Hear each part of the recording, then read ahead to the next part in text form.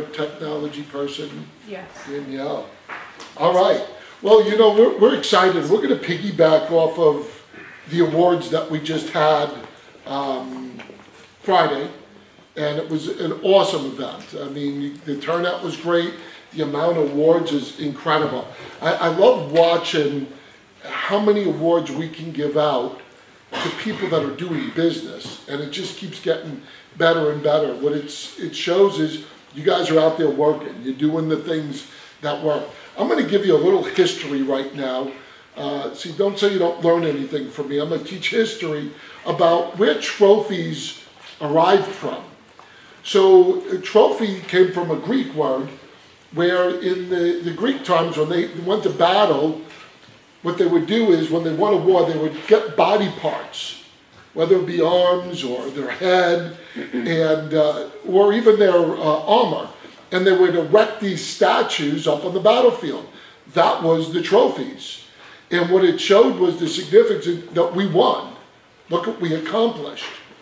And then the Romans came along, and the Romans said, well, that kind of stinks because the trophies would be on the battlefield. So they said, we want the trophies to be where everybody can see it. So they started to erect statues and columns and magnificent things. Those were their trophies. And this is how trophies started. It was to acknowledge these wars in celebration. Then the Olympics came along, and the trophies they gave out were olive wreaths that they would put on the head. You ever see those pictures of these guys? And that was a really big status symbol. When you won in the Olympics, to get that olive branch around your head, that was a big deal. Here's the funny thing. They never gave it out to runner-ups or second place. Could you imagine them in this year when they're talking about giving participation trophies? Boy, the Greeks are probably turning over in their grave right now knowing this, because they did not recognize it. They recognized the winners, period. The one that won got the award. 1904 was the first Olympic Games that actually started giving out gold, silver, and bronze. So there's your history lesson. I'm done right now, right? This is great. So where am I going with this? We're not at all talking about trophies today, just so you know. Remember what? We're not talking about trophies. No, what we're talking about is accomplishments. You see how I segue in good there? segue. You see that? See, we don't talk to each other about what we're going to even be saying to each other. I know some people really don't believe that. That's the truth. So, but what we're going to be talking about is accomplishments. Accomplishments in your business, and it piggybacks off of the awards that were given out Friday. So, accomplishments points to an accomplisher, right? And what it says is, what did this person do to achieve the award? So awards and trophies make a clear statement about an achievement. So understand, why do we do this? Why do we give out awards? Why do we recognize people? Because here's what it's pointing out. You ever hear that phrase, success leaves clues? Well, here's the thing. When you see people achieving awards, they're achieving awards because they're doing something that works. And what you should be doing is looking at the people that are getting these awards and go, what are they doing to achieve that success? That's what we should be doing. Not sitting there going, oh, I'm not being recognized for anything, and it's always the top people that are getting awards. Instead of looking at it in that light, and believe me, there are some of you that do that, you should be going, what works? What could I be doing that mimics what they're doing to achieve these accomplishments? So, here's what we're going to talk about. We're going to be talking about NAR puts out a profile every year. And you've heard us talk about it, but the crazy part is most agents don't even know about this. So here's what this profile does. It says, what are the traits of what buyers and sellers are doing? Here's a clue for you guys. That is our customers, right? You haven't forgotten. buyers and sellers are our customers. Do you think it's important to know what they do, what they want, what they need? Everybody think that's important? Yeah. Anybody ever look at the profile reports? You're not supposed to do that, remember? You're not supposed I'm not asking for them to raise their hands, I'm just calling out on it. She goes, you always make them raise their hand, it makes them feel silly. All right. So here's what we do as leaders for you. We look at these reports, all right? So we're going to share the information, because I'm sure you're sitting here today going, well, why should we look at them? We know Chuck and Angela are going to eventually share it with us. So we're going to share NAR's profile of last year of common things buyer and sellers want, need, and do because they're your clients. So it's important. So you want to start with the buyers? Yeah, I'll start with buyers. We can't possibly, it's like a 144-page report. We're obviously not covering everything, but these are some highlights. So as far as buyers, what's interesting is the percentage of buyers that are first-time home buyers is actually continuing to decrease. It only decreased by 1%, but only 34% of the buyers this year or this last year were actually first-time home buyers. And what's not a surprise is 73% of those first-time home buyers were what? Renters. Renters, which I don't think that's a surprise, but I think that we forget what a gold mine is available to you guys if you decide when you're starting out your business to work with renters, to place them in your database, because you know, of all of the first-time home buyers that will come about, 73% of them will come from that rental community. So I know that Grant Stonerup got our top producing rental agent, and oh, by the way, he did over 4 million. I forget what he was a President's Circle. I mean, we see it time and time again, people who are looking to build their database, it's a viable way to do so. So that's just a reminder.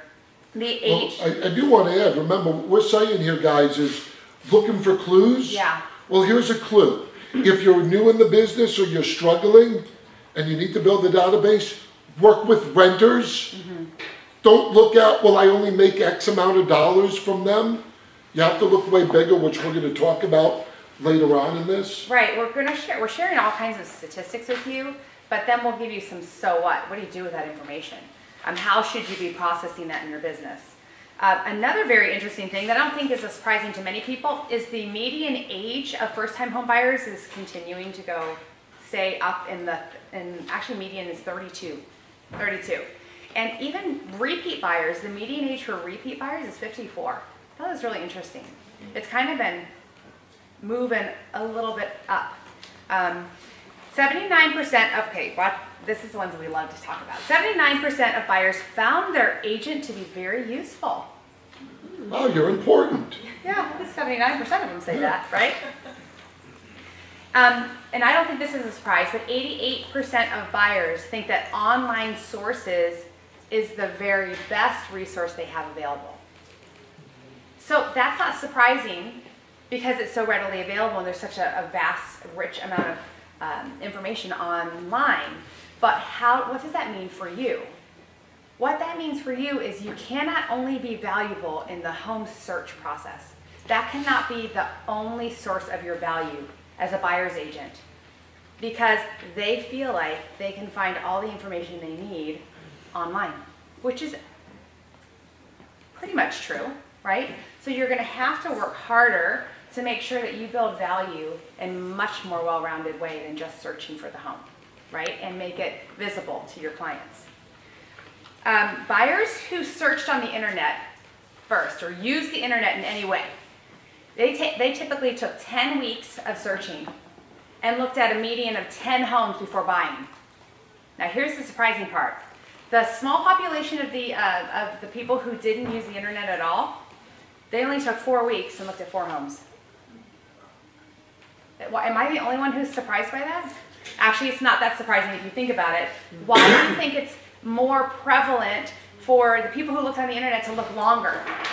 More options, right? And dead-end options, probably.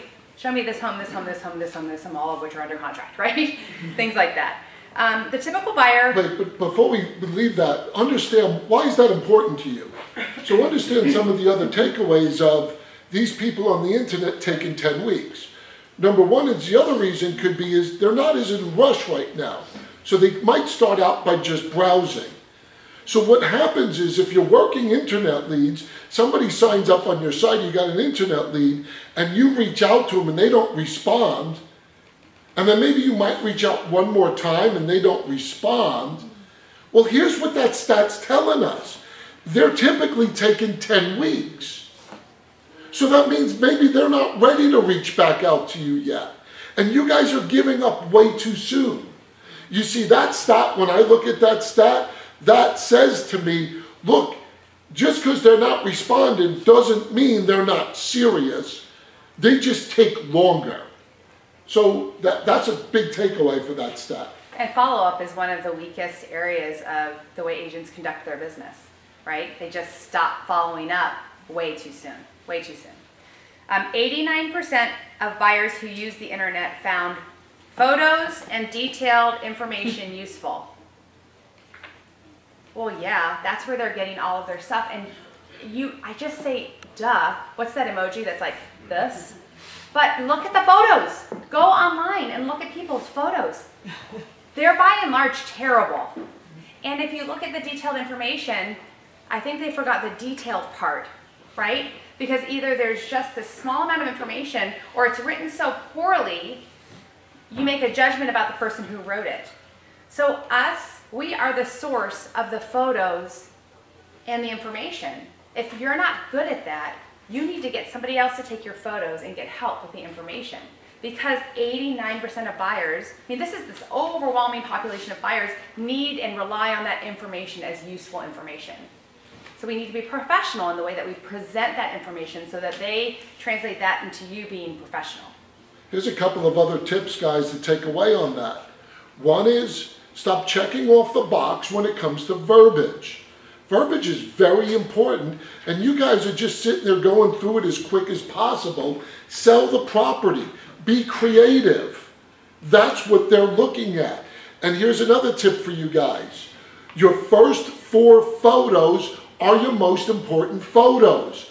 So here's what people are doing. Here's what what do you think your first 4 photos are? Yeah, Front of the house. Front of the house. This angle, this angle, this angle, this angle.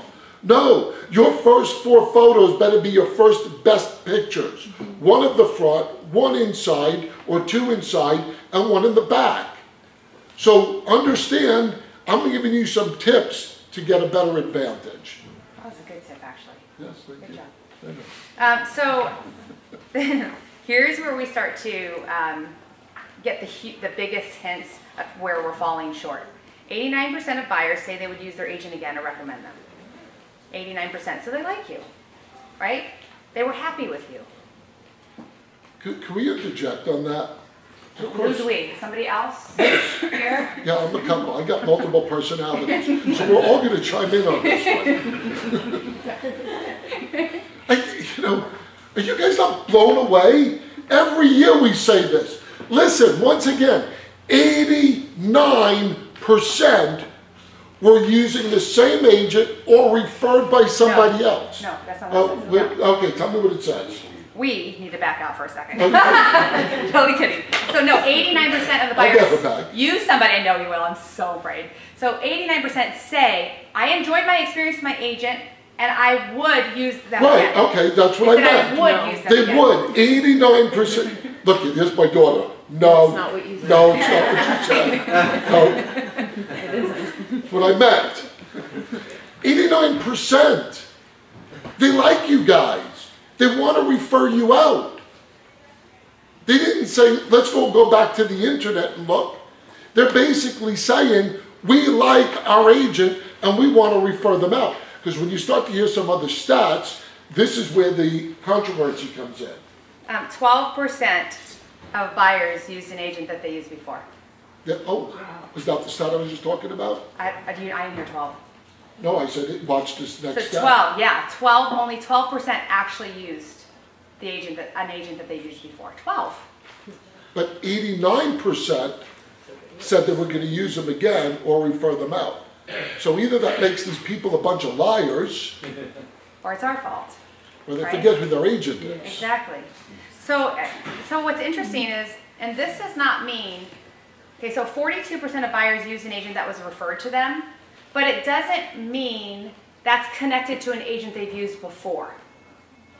You know what I'm saying? So like, if I was referred by somebody, that doesn't necessarily mean that the person who referred the agent that I used was connected to a past agent. It was just by referral. So we've got 12% of people who used an agent that you've used before, and 42% of people who used a referral. So 54% of the buyer population is getting their agent from somebody, either from themselves in their past experience or somebody else who's talking it up. These statistics, people want to use people that they used before and that they trust, or that somebody else trusted. The biggest mind-blowing problem with that is all these people are voicing in many ways they want to, but only 12% use somebody that they've used before. And that is wholly our fault. It is wholly our fault. And that's actually where we're going to be probably focusing most of our talks today. I think that's really it for me, for the buyers. So now let's swing to sellers. So sellers, with the stats that came out with, most of the sellers typically sold their home because they were looking to upsize, which was kind of surprising. I thought downsize would be in that, but no, most of the sellers out there are selling because they want something bigger. The second most reason sellers sold was because they wanted to move closer to friends and family, which in my opinion, we live in a very transient state, a state that a lot of people are coming into, so that could relate to a lot of buyers for us with these sellers from out of state. Now, the other one is the similar statistic to Angela's with the buyers. 89% of all sellers used a real estate agent. 89%. That says to me, for sell by owners aren't that big of a deal. We might think they are, but they're really not impacting the market. So I'm sorry, I'm going to interrupt. I did skip a really important buyers. 87% of buyers used an agent. And 7% went straight to a home builder. So people are using agents. Yes. I'm going to need my glasses for some of this stuff. 64% of sellers found their agent from a friend, neighbor, or relative, or used an agent they have worked with to buy or sell a home. 64%. That's over half of the people. I want to park on this for a second with both buyers and sellers. So when I speak to a lot of agents, here's what a lot of agents will say they do. Oh, we're working internet leads. We're paying for internet leads. This is what I'm hearing predominantly a lot of. People are spending their money on internet leads or leads somewhere. So if the majority of the agents are spending money on internet leads and other type of leads like that, yet 64% used an agent or referred, that means the majority of the agents are fighting for the minority of the sellers. Do you really get this, guys? Because every year, this is consistent. And every year when I coach and mentor agents, I'm hearing the same things. You guys are focusing most of your time and energy and money on less of the leads, on less of where they should be coming from. 74% of recent sellers contacted only one agent. That's actually up from last year. Let me reiterate that. 74% only contacted one agent. That means 3/4 of the listing appointments never had competition. Guys, you know what's funny? When we talk about these reports, this is what you guys do for a living.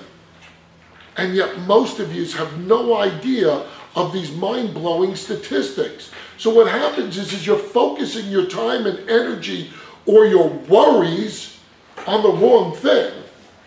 Competition? No, they're saying there is no competition for the most part. But they're also stating most of the sellers are getting theirs from referrals. That's why they're not interviewing multiple people. It's basically saying sellers are confident in the recommendations they're getting from their friends and family. And they're not interviewing multiple people. So if you're struggling right now and you're not working on this part, that's because you're focusing on the minority of the business. 90% of sellers listed their homes on the multiple listing service. Now that number's down slightly. Why could that be down slightly, that they're not being on the multiple listing service? Well, you got companies like OfferPad and Open Door that aren't putting their properties on the MLS, they're just buying them outright. But here's the point, when you guys worry and you reflect on that, it's still saying 90%. 90.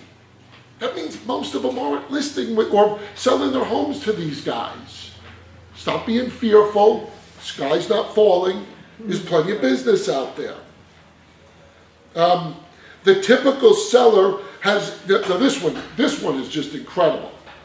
The typical seller has recommended their agent twice since selling their home. Twice, the typical seller.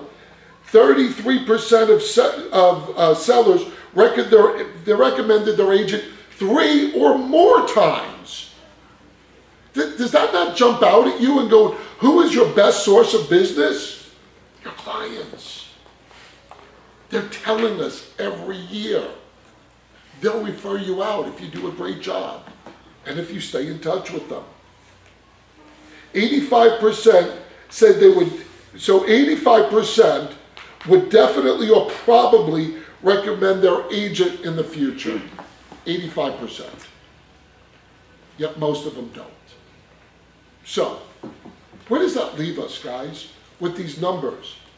We've been probably pounding this drum, gosh, for 10 years now. At least longer than that. So, here's where it's going to really start to tie some stuff together.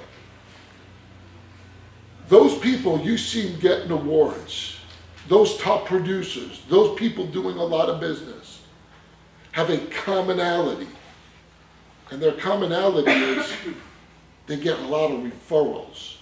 They get a lot of repeat business. Very few of them will say they get most of their business pounding the phones and getting online leads. Now, I'm not saying that we don't do that, guys. That's not what we're saying here. But what we're saying is most of you agents are focused on the wrong things. I always like to share this quick story. I had an agent a couple of years ago said, Chuck, I need to get more listings. And he's been in the business like 5-6 years. And his business has been suffering. And he goes, I need to get more listings. So I said, okay, let's set up a meeting. And I said, do you work your database? He goes, no, I don't have a database. I go, you need to start working your database. This is what you need to do. This. I'm starting to focus on all these things.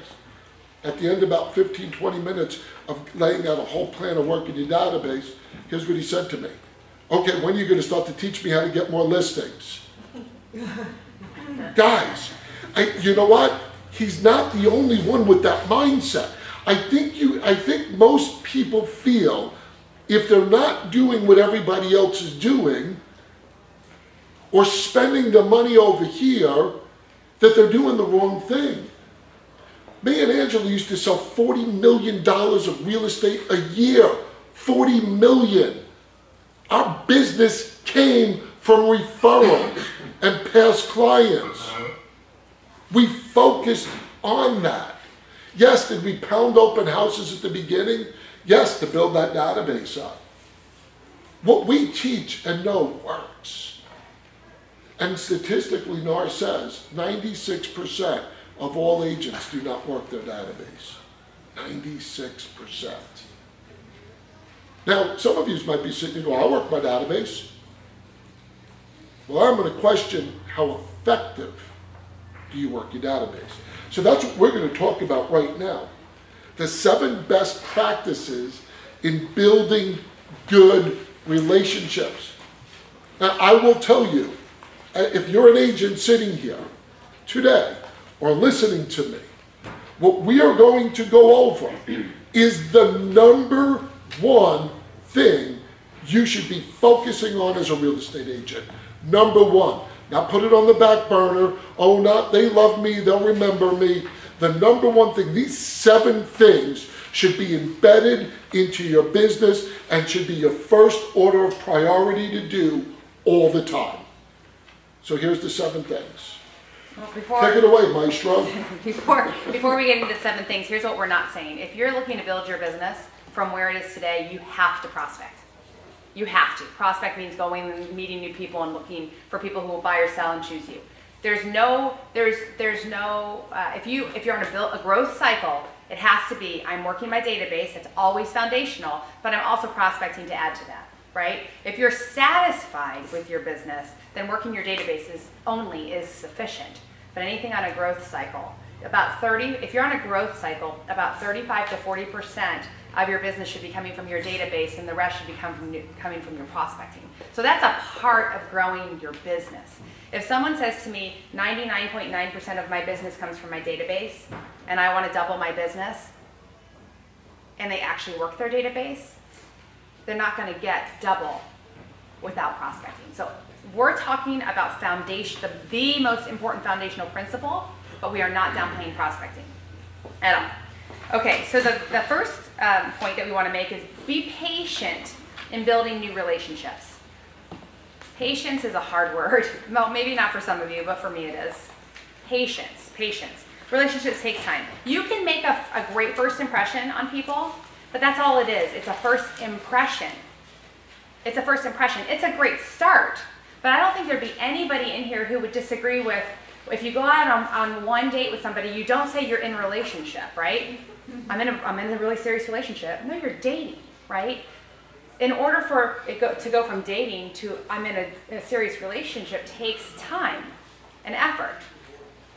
Even if you're dealing with an extremely, say, trusting and open person on the other end. So I meet Christy Bickle, right? I meet Christy Bickle, and she's trusting and she's kind and she's open. It still takes time for that good first impression to deepen, right? So, and if you want to be truly effective with any relationships, we're talking about your clients at the moment, you have to deepen that relationship at some level to be effective and to be memorable. The way to foster that deepening is really, it's not that hard. It's just being consistent and persistent over time. It's really not more complicated than that. Now you also have to resist the other side of it and resist the disingenuous schmoozing, right? That I'm trying to get you to like me kind of a thing. I know that everyone experiences this, but there's not much that annoys me more or is more off-putting than what I'll call a respecter of persons. Somebody who treats me differently than they would treat, say, my staff member. That's so disingenuous. It has wrong motives, bad intentions. So really, when you're trying to deepen a relationship, it's simply finding people that you connect with at some level and being yourself and going out of your way on a consistent and persistent basis. But you have to be patient, you have to be persistent, and you have to have intention on deepening the relationship. You know, and when she says have patience, this is probably the biggest downfall of most agents, is they give up way too soon. It's not a matter of when is it going to do something or when is it going to reap the rewards. It will. It just depends how long. And especially in our industry, we use that terminology of farming. Well, this is what you're doing. You're farming a database. In farming your database, it's just like if you knew a farmer and he threw a bunch of seeds, and in a week he went out there and he goes, "It's not working. No, nothing's happening. Where's all the crops? I give up." You look at it and go, "That was stupid," right? Well, it's the same thing you guys are doing. Is you'll a month, 2 months, 6 months, even a year, and you guys don't see nothing, you give up. I'm going to tell you how it works. So when we were broke, and we said, this is what we were going to do, and we learned it from Brian Buffini, and I said, we could do relationships. We might not be that great at real estate, but we're good at relationship building, and we just did it and did it. And when she talks about disingenuous, we did it because we really cared about the people, and it showed. So we went from being broke to all of a sudden doing 12 million, then to 17, then the jump up to 40, 22's in the middle. My point is that when you do it long enough, the right way, it'll explode on you. You'll reap that reward. So, and one thing we're not saying is you can't just be a relationship builder and that's it. I mean, you still actually have to be good at what you do. So they care about the quality of work, because you can be the nicest person in the world, but if you're awful during the transaction, so it's coupled with, yeah, of course, minimum standard is to be really a great realtor. so the number 2 thing is get to know what they do. So one of the ways of building a good relationship is understanding your clients and what they do for a living. They might do something where you could reciprocate business. That is a great way of building a relationship. So let's just say it's not reciprocating business. Here's the other thing to build relationships, is understand what they do and learn what they do. So that when you have conversations, you might be talking about what they do for a living. Would that impress them? Let's say they were a pharmacist, and I go, I don't know nothing about pharmacists. You know what I'm going to do? I'm going to do some research about a pharmacist. Why? Because it's part of my job. My job is to build relationships. Do you guys think that way? We think that way. Like, sometimes we're like secret agents. Like, I look to find out everything about somebody and what they do, their lingos, their hobbies, their passions, their kids, what they do, their pets. What kind of pets do they have? Guys, these are important things to them. You want to build relationships quick? Spend some time on working on that. When people say, what do I do on a Tuesday or a Wednesday? I got no clients in the call. I'm not really. Just learn about your clients. Do research. Have it cross your mind? It always crosses my mind. I like to learn about every one of you guys. You know how I do that? Either by interacting and asking questions, or that is the reason why you go on Facebook. You see, that's going on Facebook with a purpose. Not just browsing through, with a purpose. I like to look at what do they believe, what are their interests, how many kids they have, watch what their kids are doing. I study that, I file that. Don't think that's creepy. That's part of your business. I was kind of thinking it's creepy. And here's another little tip. Just a side thing, they're doing the same to you. Watch what you put on there. Watch how you speak, because they're watching you. But these are the things you want to do. Understand what makes your clients tick. Because when you have a client, stop looking at them at the dollar sign that they're going to put in your pocket, but look at them as a lifetime referral business from you, as a friend, as somebody you care about. Your business will boom that way. That's number 2. Number 3 is go the extra mile, and that's going above and beyond for your clients. And some of what he was saying is going above and beyond, caring enough to learn about their lives and learn about their kids and what's important to them. But it also has to do, I'll give you an example. When we were doing real estate full time, we so wanted our clients to think of us as a resource in general. Not just for buying or selling, but what if they needed information about vendors, if they wondered about anything. Like, we went so far out of our way to say, please, if you need something, we may not know right away, but we'll go find out for you. Use us as a resource. And when a client would call us and ask something totally unrelated to buying or selling, maybe it was for a vendor, let's say, we felt like $1 million because they thought of us as that resource. And going the extra mile, it takes actually being the person who can go the extra mile, equipping yourself to do that, making it really known to them that you want to be that valuable. And there's a lot of ways you can do that by working your database well. And then when they call, being so thankful that they would think of you for something other than just buying or selling, which reminds them that you want to help them buy or sell. So it takes a lot of effort. Which brings me to my next point. Going the extra mile is impossible to do for everybody, which is why every great center of influence process or training encourages you to group your clients carefully. So if you've heard from me, it's A and B, right? Because you're going to put a lot more time, money, and energy into A than you would into B, so that you can be effective, because you can't be all things to all people, but you can be all things to select people. So I that's the have next to one. tell you, when we used to get calls from clients, and we weren't making that much money, so every dollar counted, and they would ask for referrals for like an electrician, a plumber.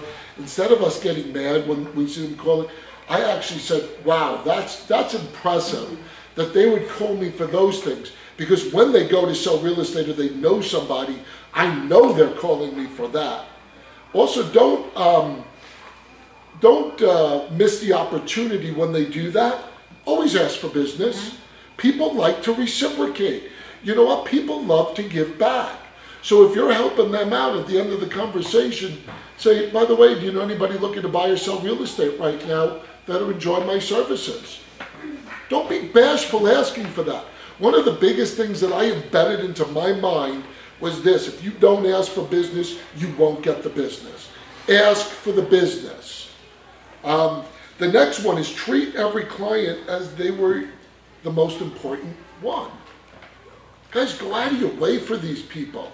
Don't ever make it feel like they're bothering you. Oh gosh, you're bothering me today. Or even sometimes the tone of your voice could give it away. If they're calling, let's just say they ask, oh, do you know an electrician? Oh, you know, I thought you were calling to sell your home. Make them feel important. I will tell you, one of the most flattering lines our clients would do all the time, and we have a lot of them say this to us. They said, we know how many people you work with, because at one point we were one of the top producers. And they would say to us all the time, you make us feel like we're the only client. We strove to get that response. Do you strive to get that response? Go above and beyond. Do little things like in the summertime or whatever. Have a cooler in the car with water in it. I used to pack sandwiches for them. And cheese sticks. And I didn't Cheese pack sticks. you put the cheese sticks in there. I might have. I put meatball parmesan. Yeah. Think I'm kidding? I cooked up sausage and pepper heroes, meatball parm, and I'd be like, all right, you guys hungry? And they're like, yeah, broke them out. You talk about winning people over? That was impressive. So you make them feel like they're the most important people to you, and believe me, they will send you business. The next one is have solid process and procedure in your business. As it applies to your center of influence, this means if I ask you, where's your database? Oh, it's in my phone. Strike one. Right? Oh no, it's in my Outlook. Or I have it on a spreadsheet, or it's my Facebook, and that's not process and procedure. How can you be effective? How can you be effective knowing that you're contacting each person in a specific way according to a plan that you put together and determined? Or if I say, what's your time block? What times of the week do you spend specifically working with your center of influence? Whether it be writing handwritten cards or making phone calls or preparing a newsletter or whatever it is that you're doing. And you don't have any time blocks on your schedule, you have no process and procedure.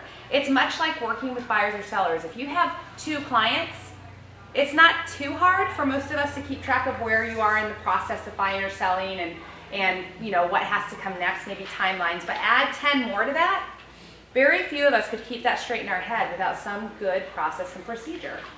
And I think that so many of us do not spend the time, especially in sales, because we tend not to be, some of you are, Diane is, process and procedure person, but a lot of salespeople are, they push back on process and procedure. It's just not our personality. Well, remember what we say, change. You need process and procedure. You cannot be effective. Let's say you work your database pretty well and you get a good amount of business from it, but you really don't have any process procedure. You would admit that. Can you imagine if you did? The level of effectiveness that you would have. And you would be more consistent and more, your clients would know that you are persistent and trustworthy and methodical, and people want that out of a professional. So lack of process and procedure, I think, will hold anyone back from their full potential in the business. You're very animated today. You know why? I'm Because like, that makes me nuts. You're very animated. That makes me nuts when I meet with agents who have been in the business for a bazillion years and they have no process and procedure. They just always go by the seat of their pants. Yep, the next one is be more than an email address. Now, I'm going to tell you that I think this one's probably, you're going to have your best takeaways. So, what that says to you is you should write them down. That was my verbiage for write this down. We have a habit of just doing the simple things, checking off the box. So, I'm going to give you a list of things to do that will work your database to its fullest and build those relationships and take into a lot of account a lot of these things we're talking about. So number one, so if you are going to be on Facebook, do it purposely. Find your clients on there, connect with them, engage with them. That's doing it on purpose. Another one is, guess what, guys? Mailers work. Putting stuff in the mail actually works. So what are some of these things? A birthday card. Make sure you know when their birthday is. One of the things me and Angela did all the time is put dollar scratchers in them. $1 scratcher. You know what we did for our really good clients? We would bump that up. We would bump it up to $5. $5. Sometimes we would put 20 in there. Sometimes we would put gift cards. I'm going to tell you, that goes a long way. So these clients do birthday cards, do newsletters, mailers, quality newsletters, not check off the box newsletters, anniversary cards, not their anniversary, because I think that's a little creepy, but their home anniversary. Send their home anniversary cards. Here's another one, novel concept. When you want something to do note cards. I was just thinking about you. How's the family doing? Remember stuff that's going on in their life because you want to address that in these note cards. That is powerful stuff, guys, that when you write out a note card to somebody and let them know you're thinking about them, that's pretty powerful. And here's a novel concept. How about a phone call every now and then? It's like we're petrified of the phone, of calling our sphere of influence and past clients. Phone calls get a bad rap. But here's the thing. If you have a good reason to call, you are going to build good relationships. So, here's some pointers on what you can say to your clients. Remember, we built this building for the purpose of relationships. Every Friday night, we do a happy hour, free pizza. Pull out your database, maybe once a quarter. Make phone calls to them, inviting them to a happy hour. They get to hear a live band, get to hear free pizza. Is that a fun call or a bad call? Some people are doing that, and it's been giving amazing results for people. Clients are just being blown away. Yeah. We're giving you these opportunities. Here's another thing. We're going to be doing a lot more events, like dueling pianos, at a great price. Invite them. Pay for their ticket. Ooh, I know some of you go, oh, but what is it, 20 bucks? You spend more on pay-per-clicks, on internet leads that we already said are the worst things you could do. Not saying don't do it at all, but if I'm going to focus on spending money somewhere, I'm going to focus on what the buyers and sellers are telling me what's important to them. Popeyes. Yep, Popeye the Sailor, Popeyes. Go to their house, deliver something spontaneously. Find little things that you can just drop off. That means a lot. You know, they say that is the thought that counts. Well, show them that you're thinking of them. That's pretty impressive when you invest into your business, into the things that will get you the most out of it. Guys, I am telling you, I don't see agents doing these things or doing them on a regular basis. None of these things I told you is hard. As a matter of fact, this is the fun part of real estate. When we were selling, here's what we were selling. We were doing the fun part of real estate. Now, I'm not telling you, maybe you're not at this point, but the fun part of real estate, and then going in our pool, and the phone ringing and going, hey, I got a friend coming in town, could you help him buy a home? Hey, we're looking to sell our home. We were just waiting for the phone to ring back after doing this work.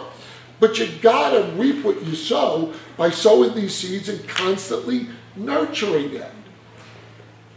You have the last one? The last one, yeah, which we sound like a broken record sometimes. I get it, but it's respond promptly and always summarize next steps. We've said a bazillion times that communication is where most of you fall short. The biggest source of complaints, the largest frustration for our clients. So when a client emails you, you should actually acknowledge it. That's a good start.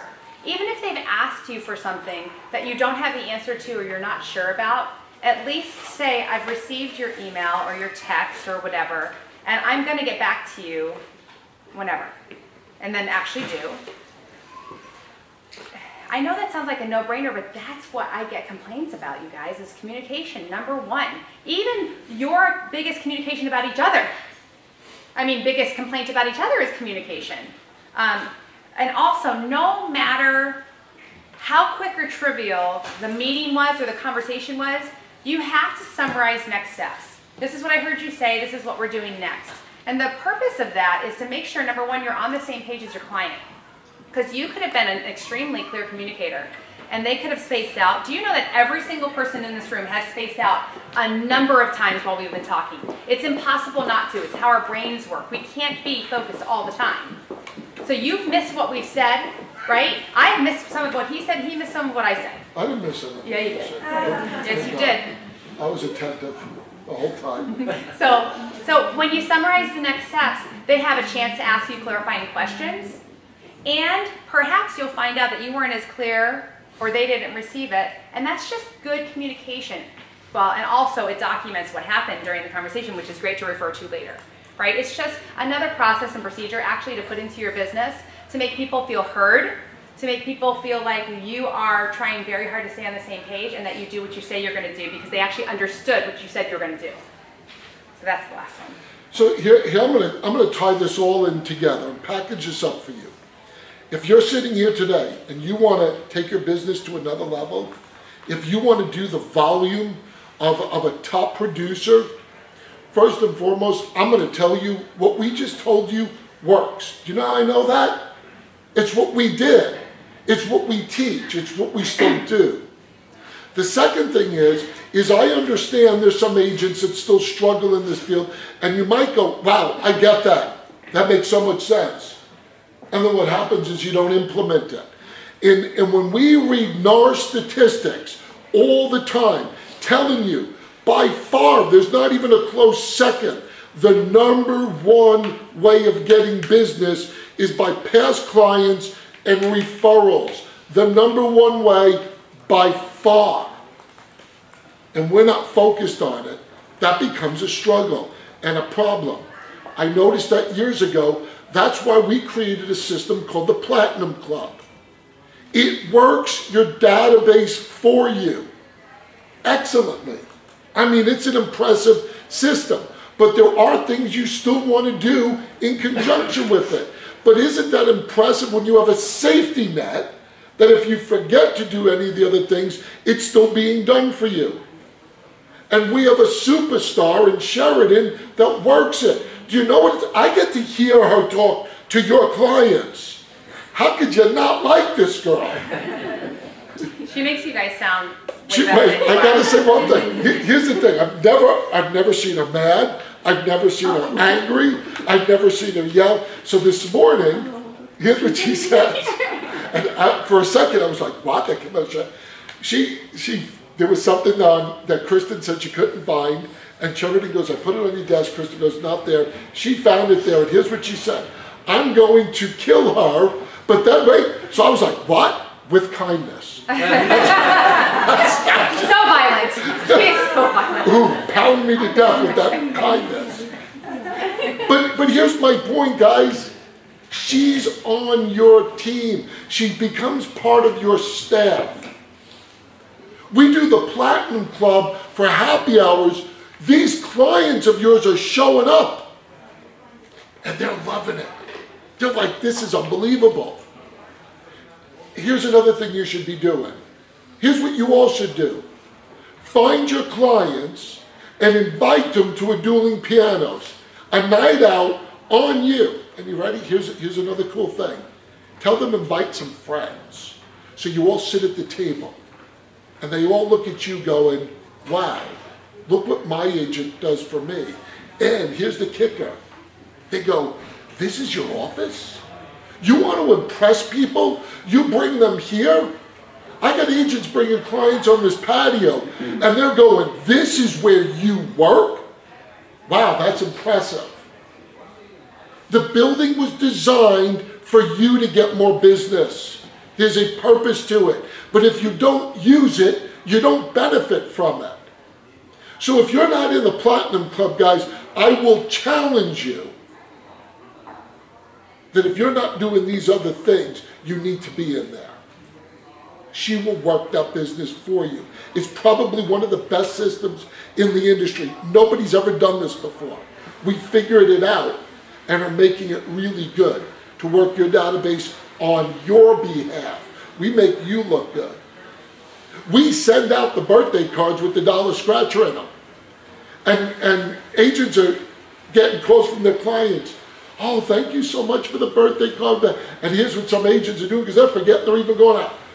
Like thinking, did I send something out to this person? Sheridan does email you and tell you she did it. No, she does, but do they look at them is the question. So, guys, in summary, when your clients, that's buyers and sellers, that's your product out there that you got to sell, when they're telling you in a report that NAR compiles for you every year that most agents have no idea this even exists, and they're saying to you, this is what's important to us, and then the industry collectively ignores it, I say you're foolish. Foolish. Guys, work your database. Work it with a purpose, with these 7 things we're telling you, and you will see a change in your business. Might not be today or tomorrow, might not be in a year. Unless you plan on getting out of the business, you're setting up for your future to build a business that companies like Opendoor or OfferPad or companies like Zillow will not steal your business. I don't have competition. I don't have competition. You know why? My clients are loyal to me. I can give somebody my whole database and not worry because they're not going to steal them from me. It foolproofs your system. So I hope you guys take this seriously. We got some announcements. Oh, speaking of Sheridan. So I'm super excited to talk about Come over here, this. Sheridan. Oh, yeah, accepted. Okay. Yeah. You're famous now. You're a movie star. Right? I know. I'm super excited to talk about the Platinum Club Happy Hour after that because it's an awesome tie-in and we have some fun new benefits for your clients. So the Platinum Club Happy Hour is March 16th, so next Friday. They get a free drink, there's free food, live music, and they're entered on your behalf to win a raffled prize. And this happy hour's raffled prize is a $50 gift card to Alamo Drafthouse Cinema. That's where they can go watch the movie, eat and drink. It's a really nice place. So we do this for them. Yes, yes. Wow. This is, and when they come in and Who check pays in, for that? yeah, I was gonna say the Platinum Club. But when they come in and check in, we reaffirm that this is provided to them as a benefit of working with you guys. So we're here to make you look good. And then also, I don't know if you guys saw on Facebook, a new benefit of your Platinum Club clients are they receive discounts at a hotel that we have a relationship with. And I'm currently working on getting them discounts at LA Fitness in Chandler as well. So there's a lot of fun benefits with their Platinum Club card. And as Chuck said also, there is dual pianos this Saturday, and with an Italian buffet. It's going to be a lot of fun. And then also, there's happy hour every Friday night, and you can always invite your clients any Friday night for free pizza, live music, and lots of fun. Awesome. Thank you, Sharon. That's what, guys, come on, that's impressive. I will tell you the vision of what we're doing in the Platinum Club. And, you know, we had to put some things in place. But here's the vision. They get a Platinum Club card. That's on your behalf. What other agent in the industry could say to their client that they have a Platinum Club card that actually has benefits to them being your client? And the vision is that we're constantly going to go after businesses like the hotels, like LA Fitness, and even restaurants. When your clients show up with the Platinum Club card, they get discounts that nobody else gets. Guys, we're changing the platform of the way this company works with you and your clients. So pretty awesome stuff coming down the pipeline. Any other announcements we can finish up with? Yep. Congratulations to all the people who won awards. We're blessed to have you guys. Our company's just crushing it. We're going to continue to crush it. Guys, have a great week. God bless you guys.